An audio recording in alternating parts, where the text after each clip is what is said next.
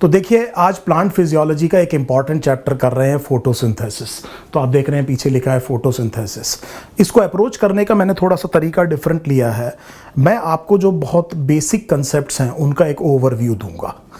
आपसे मैं एक ये रिक्वेस्ट करूंगा कि इस तरह के चैप्टर्स जो हैं, जो कंसेप्ट हैवी चैप्टर्स हैं, अभी आपके पास टाइम है, आप इसे ज़रूर रिवाइज कर लीजिए। सो पहली चीज़ तो ये समझिए। दूसरा, प्लांट फिजियोलॉजी से जितने क्वेश्चन मेडिकल एंट्रेंस में आने चाहिए उतने अक्सर आते नहीं हैं। ये मेरे लिए एक पेन पॉइंट है। मेरे हिसाब से this unit deserves a more representation in medical entrance exam. And fortunately इस तरह का काम 2019 नीट में ज़रूर हुआ था। तो जो मैं शुरुआत करता हूँ जनरली इस सीरीज़ ऑफ वीडियोज़ में, तो मैं एक्सपेक्ट कर रहा हूँ 2 questions from photosynthesis. So generally ये नंबर 1 ही होता है, पर मुझे ऐसा लगता है कि 2 क्वेश्चंस यहाँ से आ सकते हैं। अब देखिए, इसकी शुरुआत करते हैं। पहले तो मैं एक शब्द बता रहा हूँ आपको। मान लीजिए मैं एक शब्द लिखता हूँ, फोटो ऑटोट्रॉफ्स। तो देखिए, इस तरह का एक बेसिक कंसेप्ट ये समझ लीजिए आप कि मान लीजिए किसी ऑर्गेनिज्म को मोड ऑफ न्यूट्रिशन पे आपने किसी तरह से क्लासीफाई करना है, तो आप 2 चीज़ों पे ध्यान रखिए कि इसके पास सोर्स ऑफ एनर्जी क्या है और सोर्स ऑफ कार्बन क्या है। तो बहुत बेसिक कंसेप्ट करेंगे। हमने ये कहा कि 2 चीज़ें मुझे देखनी पड़ेंगी कि सोर्स ऑफ एनर्जी क्या है और सोर्स ऑफ कार्बन क्या है। तो मान लीजिए सोर्स ऑफ एनर्जी सनलाइट है, सोर्स ऑफ एनर्जी सनलाइट है, और source of carbon inorganic carbon है जिसे वो फिक्स कर रहा है, और ये इनऑर्गेनिक कार्बन कार्बन डाइऑक्साइड है। तो आप इसको ऑटोट्रॉफ कहेंगे, और क्योंकि ये जो सोर्स ऑफ एनर्जी है सनलाइट है, तो इसे आप फोटो ऑटोट्रॉफ कहेंगे। और इस तरह के ऑर्गेनिज्म को आप फोटोसिंथेटिक ऑटोट्रॉफ्स भी कह सकते हैं। तो मुझे उम्मीद है कि अब आप इन दोनों पैरामीटर पे अगर ये कंसेप्ट समझ गए हैं, तो अब आप होमवर्क ये कीजिए कि what will be chemoautotroph, what will be photoheterotrophs, what would be say for example chemoheterotrophs, और भी आप कॉम्बिनेशंस कर सकते हैं। तो ये बेसिक कंसेप्ट है। पहली चीज़ जैसे आपको समझ में आ गई, यहाँ से अब आप हर तरह के ऑर्गेनिज्म के बारे में बात कर सकते हैं। Directly or indirectly, almost all life is dependent on the energy that is provided by the sun. So पहली चीज देख लीजिए, मैंने क्या कहा, डायरेक्टली या इनडायरेक्टली, ऑलमोस्ट ऑल लाइफ।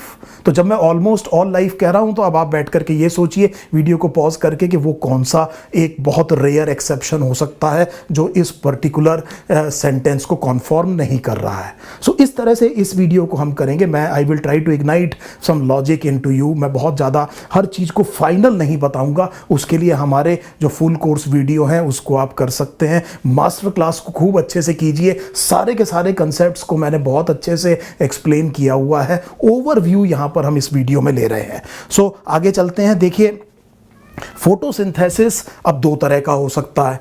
एक को आप कहते हैं एनऑक्सीजेनिक, एक को आप कहते हैं ऑक्सीजेनिक। तो टर्म अपने आप बता रही है कि एनऑक्सीजेनिक वो है जो कि जिसमें ऑक्सीजन रिलीज नहीं होगी। पहली बात तो ये समझ में आ गई हमको। This is very simple. हम पहले ही कह रहे हैं कि अगर आप बहुत बेसिक कंसेप्ट को समझ लेंगे, फिर आप देखिएगा कि अब जब आप पढ़ेंगे फोटोसिंथेसिस को तो आपको कितना आसान लगेगा। ऑक्सीजेनिक का मतलब ये हुआ ऑक्सीजन रिलीज हो रहा है। एक क्वेश्चन आपके लिए छोड़ रहा हूँ कि वो कौन से ग्रुप ऑफ बैक्टीरिया है जिनमें एनऑक्सीजेनिक फोटोसिंथेसिस होता है, और वो कौन से ग्रुप ऑफ बैक्टीरिया है जिनमें ऑक्सीजेनिक होता है। प्लांट एल्गी वगैरह तो आप सब जानते हैं, मैं केवल बैक्टीरिया की बात कर रहा हूं।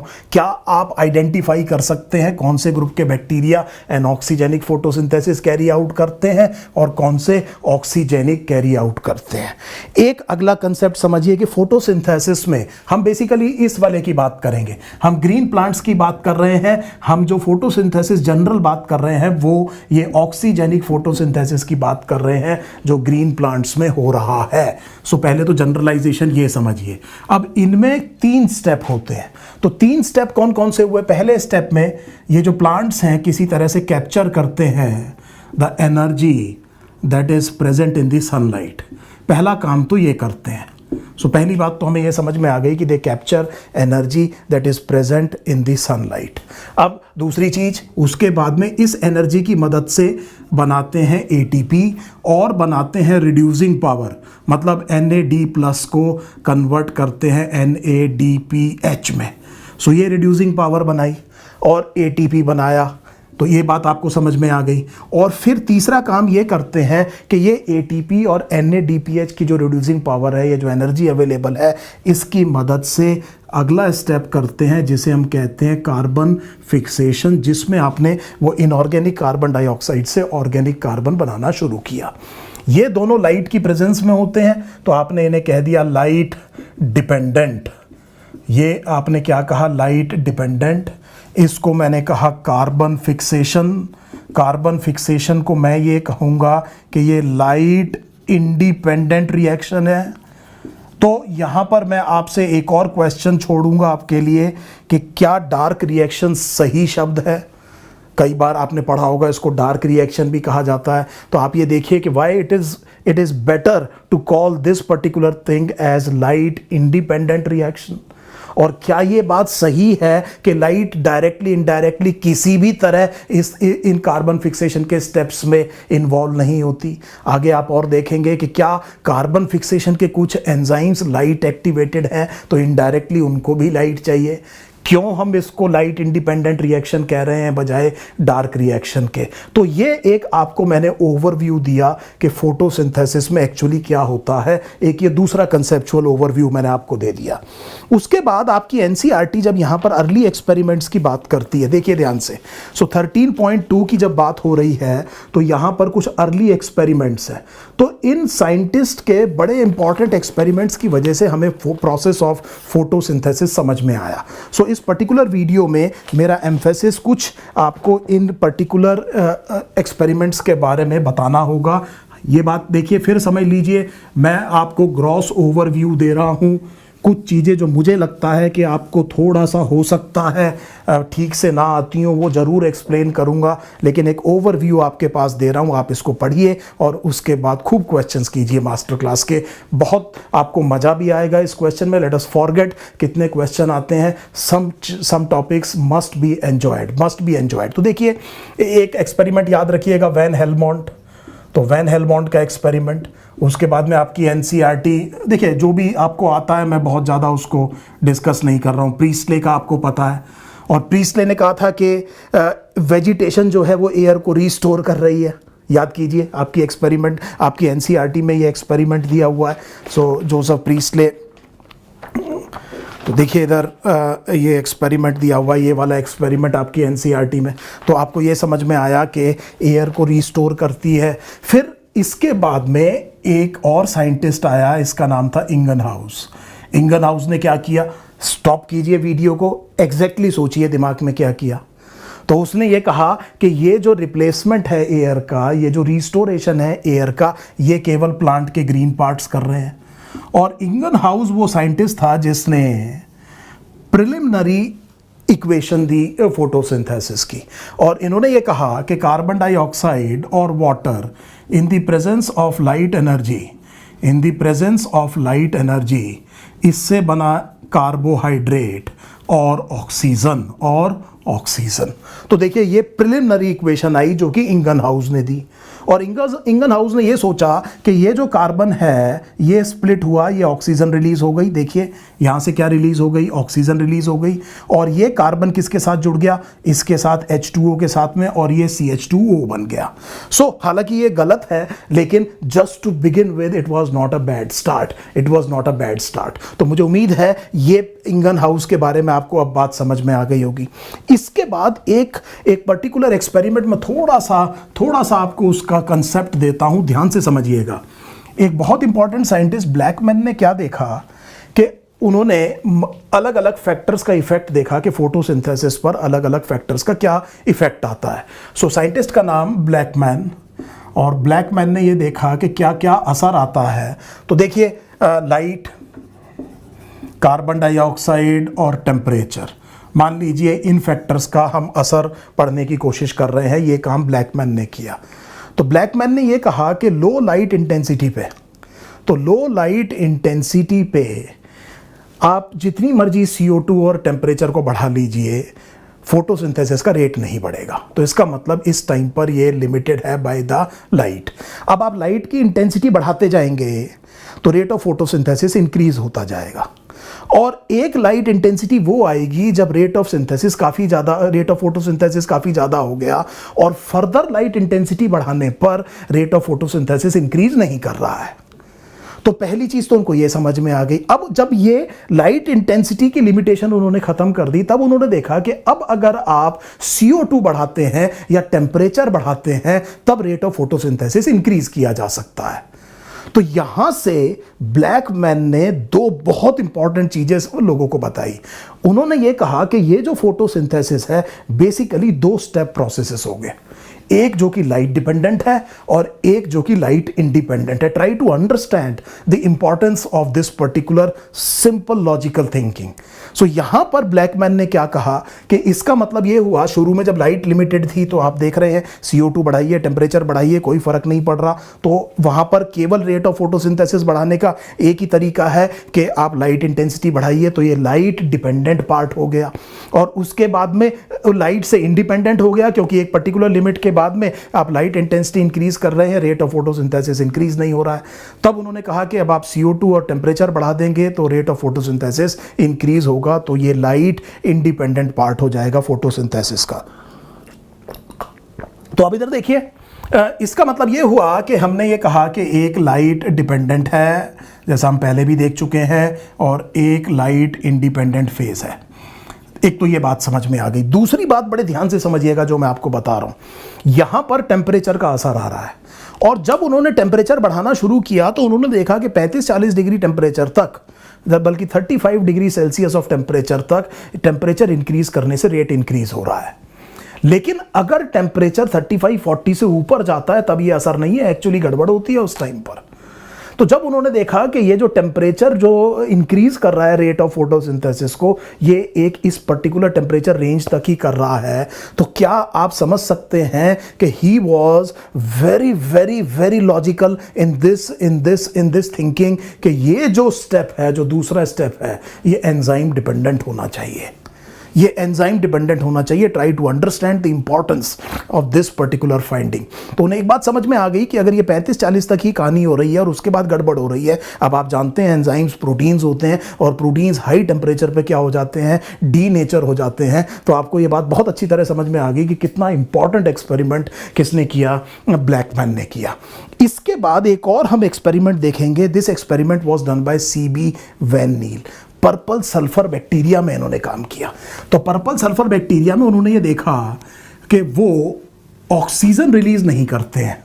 तो ऑक्सीजन रिलीज नहीं करते हैं फोटोसिंथेसिस के दौरान, purple sulphur bacteria oxygen release नहीं करता बल्कि एलिमेंटल सल्फर को एक्यूमुलेट करता है। तो उनको जो इक्वेशन मिली वो इक्वेशन ये थी कि कार्बन डाइऑक्साइड प्लस 2H2S, वो हाइड्रोजन सल्फाइड आप जानते हैं, और प्लस लाइट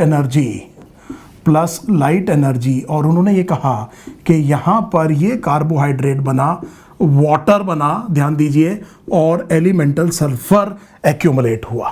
तो CB वैन नील का एक्सपेरिमेंट, तो मैं यहाँ पर लिख देता हूँ, very very important scientist CB van Niel. ये एक एक्सपेरिमेंट, ये एक इक्वेशन उनके पास आ गई।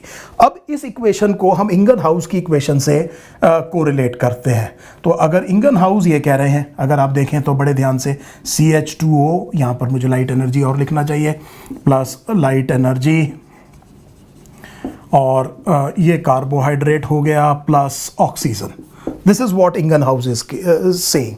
अब आप बड़ी स्ट्राइकिंग सिमिलैरिटीज देखेंगे यहाँ पर, लेकिन एक चीज आपको बहुत अच्छे से समझ में आ जाएगी। बड़े ध्यान से देखिए कि यहाँ पर ये है, ये है।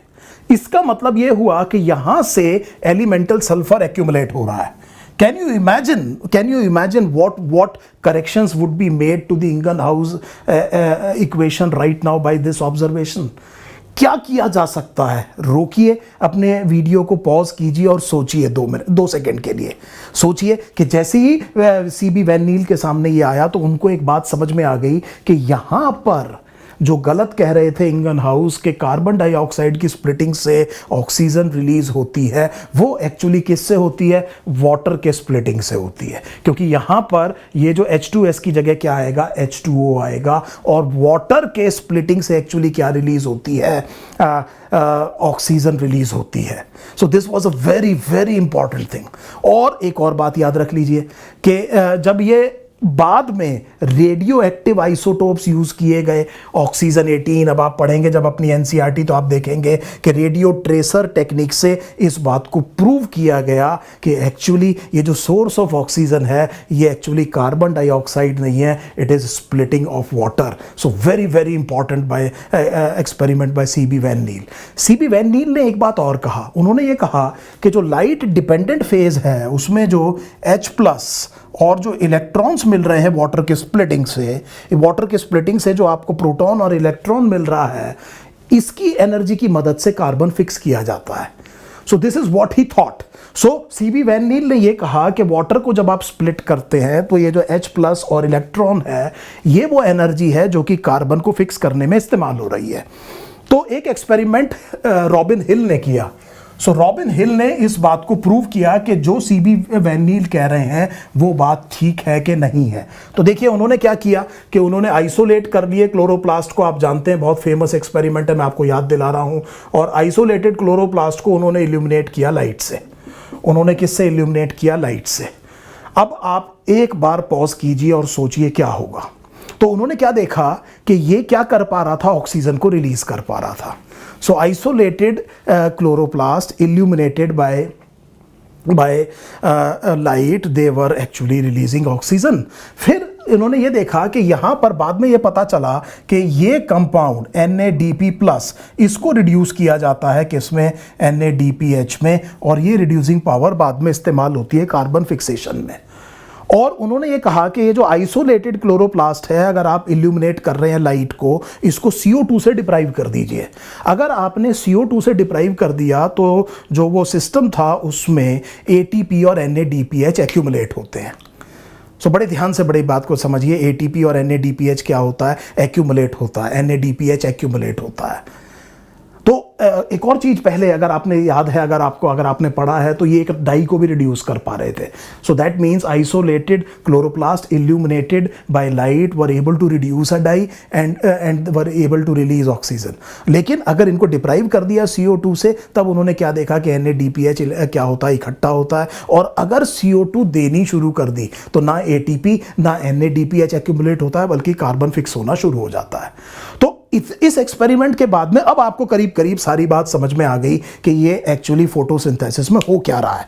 सो बड़े ध्यान से देखिए यहाँ पर। तो मैंने आपको ये कहा कि ये जो अर्ली एक्सपेरिमेंट्स हैं इसको आपने बहुत ढंग से पढ़ना है। ये जितने भी एक्सपेरिमेंट्स की मैंने बात करी है इनको आपने बड़े तरीके से अब एक बार रिवाइज करना है। तो देखिए इसके बाद में where does the photosynthesis take place, हम इस वाले डिस्कशन पे आ रहे हैं। तो पहले तो ये समझ लीजिए कि मैं थोड़ा सा आइडिया एक बार आपको लाइट के बारे में दे देता हूं। तो लाइट में आप जानते हैं कि जो क्वांटाइज्ड एनर्जी होती है फोटोन कहते हैं उसको। और फोटोन से अगर आपने कभी पढ़ा है फोटो इलेक्ट्रिक इफेक्ट, तो अगर right amount of energy carrying अगर फोटोन जाकर के किसी चीज पर टकराता है तो वो अगर electron right amount of energy को एब्जॉर्ब करता है तो वो इजेक्ट हो सकता है। Photo electric effect. सो इस फोटो इलेक्ट्रिक इफेक्ट की वजह से हमें काफी कुछ पता चला फोटोसिंथेसिस के बारे में भी। बड़े पहले तो ये बात समझने की कोशिश कीजिए। सो आप जानते हैं कि फोटो इलेक्ट्रिक इफेक्ट किसे कहा जाता है। फोटोन मैंने आपसे क्या कहा कि ये वो है जो कि एनर्जी कंटेनिंग लाइट की चीज है, और ये अगर स्ट्राइक करेगी और अगर right amount of energy electron को ट्रांसपोर्ट हुआ तो वो इजेक्ट हो सकता है। अब आप ये समझिए कि जितनी वेवलेंथ कम होगी फोटोन में उतनी एनर्जी ज्यादा होगी।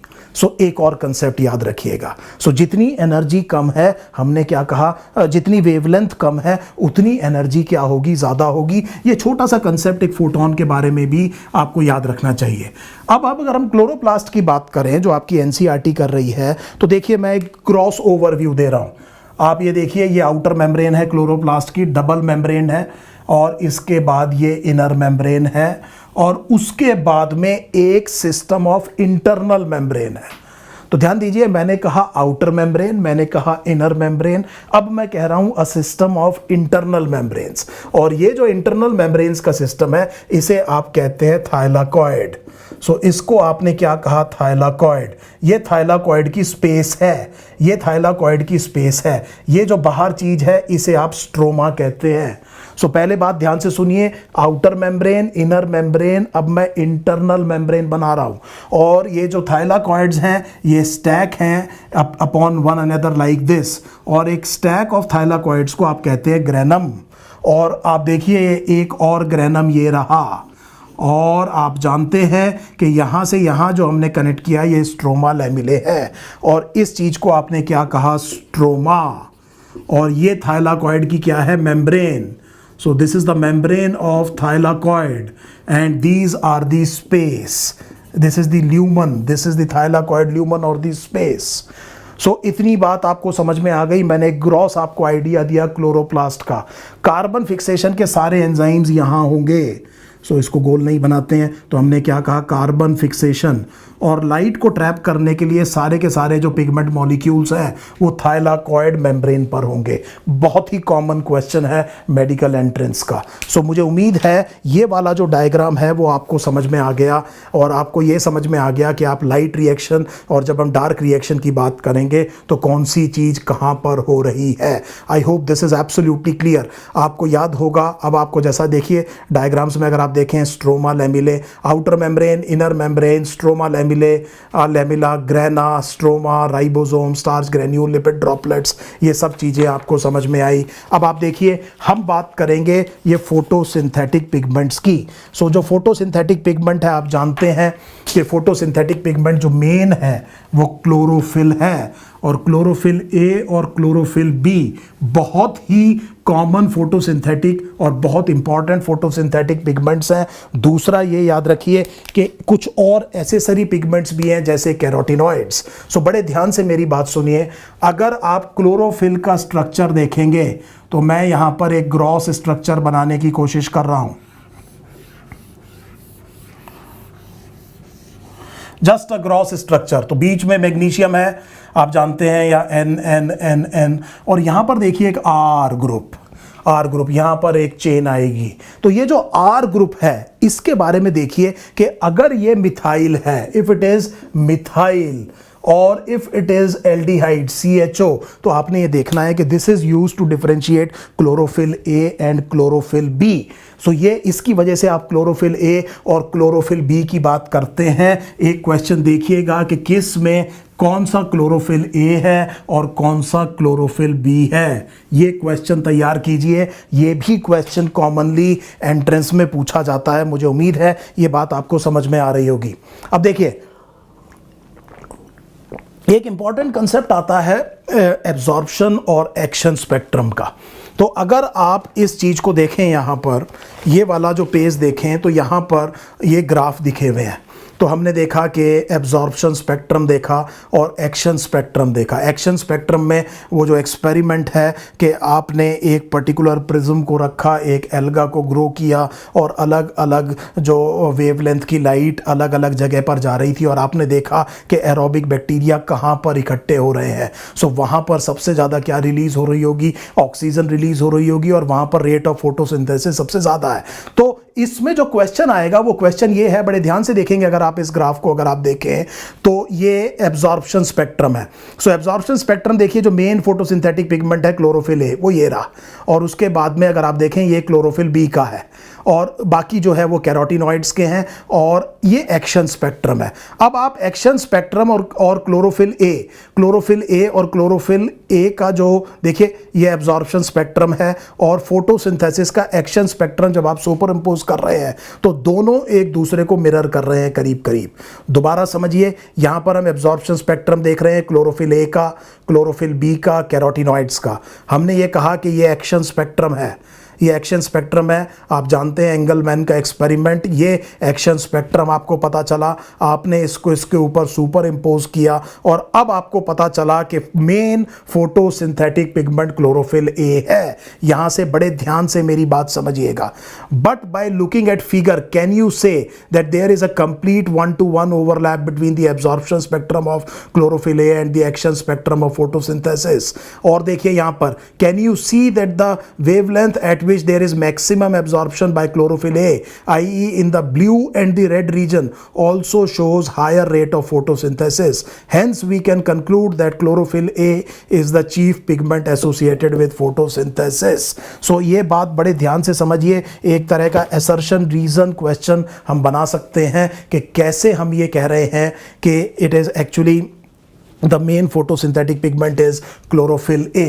अब ये जो क्लोरोफिल मॉलिक्यूल्स हैं और ऑब्वियसली कैरोटिनॉइड्स, एक और क्वेश्चन बहुत पूछते हैं कि कैरोटिनॉइड्स का फंक्शन क्या है। तो अगर आपने ये देखा कि ये जो ब्लू लाइट है और रेड लाइट में इनकी पीक एफिशिएंसी है क्लोरोफिल्स की, तो फोटोसिंथेटिक एक्टिव रेडिएशन जो है वो 400 नैनोमीटर से अगर हम 700 नैनोमीटर के बीच में माने तो बहुत सा एक स्पेक्ट्रम ऐसा है जहां पर ये लाइट एनर्जी को एब्जॉर्ब नहीं कर पाते हैं।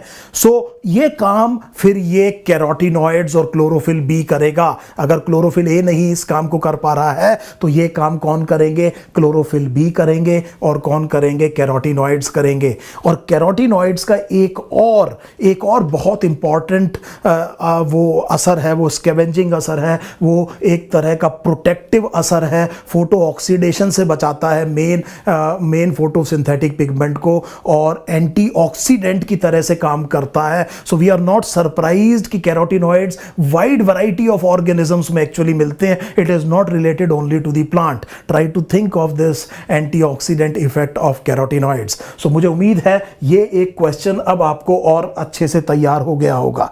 लास्ट में इस पर्टिकुलर वीडियो में हम एक कंसेप्ट और देखते हैं। सो क्या ये जो क्लोरोफिल मॉलिक्यूल्स हैं जो मेम्ब्रेन पर हैं वो ऐसे ही रैंडमली स्कैटर्ड है और they are organised into something? So यहां पर कंसेप्ट आएगा which is called as they are organised into photosystem. So photosystem में there would be what is called as two things. एक को आप कहेंगे लाइट हार्वेस्टिंग कॉम्प्लेक्स, हो सकता है आप इसको एंटेना कॉम्प्लेक्स कह रहे हो, और एक को आप कहेंगे रिएक्शन सेंटर। ये जो रिएक्शन सेंटर है ये मेन फोटोसिंथेटिक पिगमेंट का बना होगा क्लोरोफिल ए का। पहली बात तो ये समझिए। सो हमने ये कहा कि मान लीजिए ये एक आप मेम्ब्रेन देख रहे हैं, ये रिएक्शन सेंटर है और ये बहुत सारे और क्लोरोफिल बी वगैरह और कैरोटिनॉइड्स पिगमेंट यहां पर पड़े हुए हैं। ये मिलकर के बनता है एक फोटोसिस्टम। तो फोटोसिस्टम का पता कैसे चला? फोटोसिस्टम का पता ऐसे चला, थोड़ा दिमाग लगाइएगा।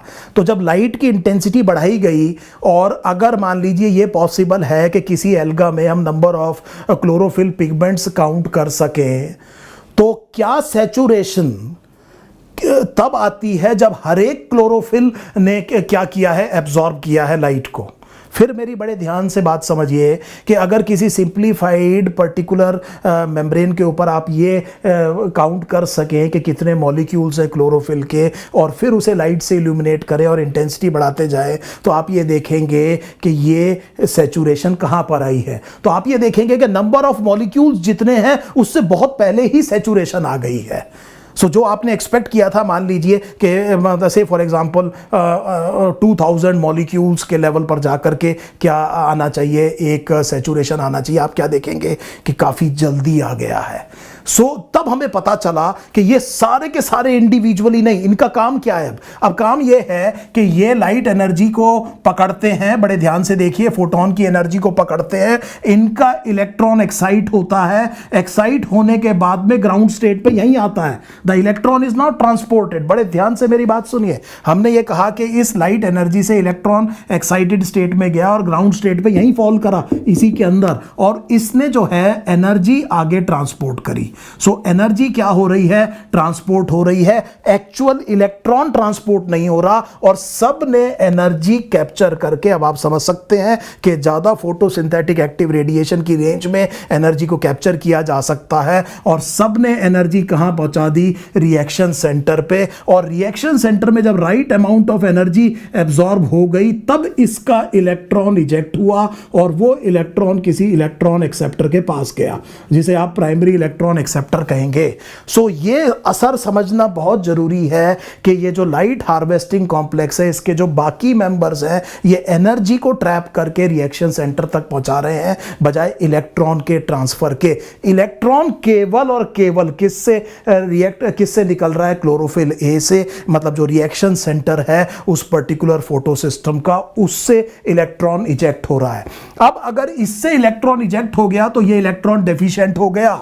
इलेक्ट्रॉन डेफिशिएंट हो गया तो आप ये समझिए कि इसको अपना इलेक्ट्रॉन वापस चाहिए। और क्योंकि हम प्लांट में फोटोसिंथेसिस की बात कर रहे हैं तो ये इतना रिडॉक्स पोटेंशियल क्रिएट कर देता है कि इट कैन ऑक्सीडाइज वाटर, और ये वाटर के स्प्लिटिंग से जो हमने देखा था इलेक्ट्रॉन रिलीज होता है, ये वाटर वीक इलेक्ट्रॉन डोनर बनता है ग्रीन प्लांट्स में, और वो रिप्लेस करता है इस इलेक्ट्रॉन को जो रिएक्शन सेंटर का जो इलेक्ट्रॉन है उसको रिप्लेस करता है। और आप जानते हैं कि ये लाइट की प्रेजेंस में होगा, इसको हम थोड़ी देर में फोटोलिसिस ऑफ वाटर कहेंगे, ऑक्सीजनिक फोटोसिंथेसिस की बात कर रहे हैं। ये वो इलेक्ट्रॉन डोनर का काम करेगा और ये एक ऑक्सीडाइजिंग चीज बन जाएगी, ये यहां से इलेक्ट्रॉन खींच लेगा। This is very very important to understand, very very important to understand.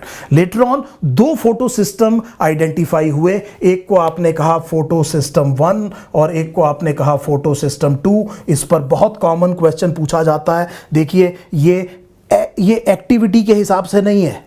Active green plants में जब नॉन साइक्लिक फोटोफॉस्फोराइलेशन या नॉन लीनियर फ्लो देखेंगे तो एक्चुअली पहले PS2 काम करता है, काम करता है और बाद में कौन करता है? PS1। ये इनका नाम इनकी जो क्रोनोलॉजी है डिस्कवरी की उसके ऊपर रखा हुआ है। इसका देखिए क्योंकि जो PS2 है इसके जो पिगमेंट मॉलिक्यूल्स हैं वो बेसिकली 680 नैनोमीटर रेड लाइट के आसपास सबसे बढ़िया क्या करते हैं? एब्जॉर्ब करते हैं, इसीलिए इसके रिएक्शन सेंटर को P680 कहा जाता है। And now you can understand why the reaction centre of PS1 is called as P700। सो मुझे उम्मीद है कि ये जो मैंने यहाँ तक आपको बात बताई है ये कहानी आपको अब थोड़ा सा समझ में आ गया होगा। ये इलेक्ट्रॉन ट्रांसपोर्ट के बाद हम बात करेंगे। अब हम देखेंगे एक्चुअली कि किस तरह से ये लाइट रिएक्शंस होते हैं, केल्विन साइकिल किसे कहते हैं अगले वाले वीडियो में, और उसके बाद एक और वीडियो हम करेंगे फोटो रेस्पिरेशन पे और जो फैक्टर्स अफेक्ट करते हैं फोटोसिंथेसिस को। So I hope this is absolutely clear. अब खूब क्वेश्चन कीजिए, पहले इसको करिए, थोड़ी देर बाद दूसरा वीडियो देखिएगा। एकदम तेजी से मत देखिए, पहले यहां तक अपने कंसेप्ट्स को बिल्कुल ठीक कीजिए। Thank you so much.